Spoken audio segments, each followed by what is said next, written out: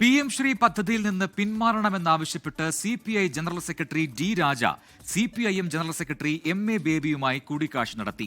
തമിഴ്നാടിനെ പോലെ കേരളവും നിയമ നടപടി സ്വീകരിക്കണമായിരുന്നുവെന്ന് ഡി രാജ പറഞ്ഞു. പ്രശ്നം ഇരു പാർട്ടികളും സംസ്ഥാനതലത്തിൽ ചർച്ച ചെയ്ത് പരിഹരിക്കാൻ തീരുമാനിച്ചതായി കൂടിക്കാഴ്ചയ്ക്ക് ശേഷം MA ബേബി പ്രതികരിച്ചു.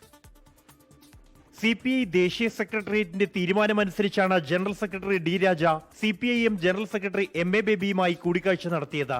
ദേശീയ സെക്രട്ടേറിയറ്റ് അംഗം രാമകൃഷ്ണ പാണ്ഡെയ്ക്കൊപ്പം AKG ഭവനിലെത്തിയ ഡി രാജ MA ബേബി, PB അംഗം അരുൺകുമാർ എന്നിവരുമായി 45 മിനിറ്റോളം ചർച്ച നടത്തി. ധാരണാപത്രത്തിൽ നിന്നും പിന്മാറണമെന്ന ബേബിയോട് ആവശ്യപ്പെട്ടതായും ഇനി തീരുമാനം CPIM-ന്റേതാണെന്നും ഡി രാജ.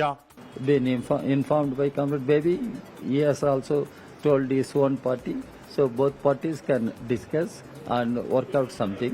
ധാരണാപത്രത്തിൽ ഒപ്പുവെച്ചതുകൊണ്ട് കേരളത്തിൽ ഒരു വർഗീയവൽക്കരണവും ഉണ്ടാകില്ലെന്നും സാമ്പത്തിക പ്രതിസന്ധിയെ തുടർന്നാണ് ധാരണാപത്രത്തിൽ ഒപ്പുവെച്ചതെന്നും MA ബേബി.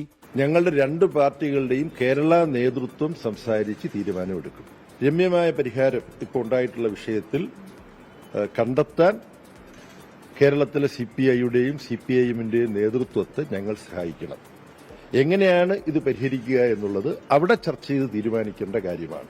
ഇതിനോട് സാമ്പത്തിക പ്രതിസന്ധിയുടെ പേരിലെങ്കിൽ തമിഴ്നാടിനെ പോലെ കേരളവും കോടതിയെ സമീപിക്കണമായിരുന്നു എന്നാണ് രാജയുടെ മറുപടി.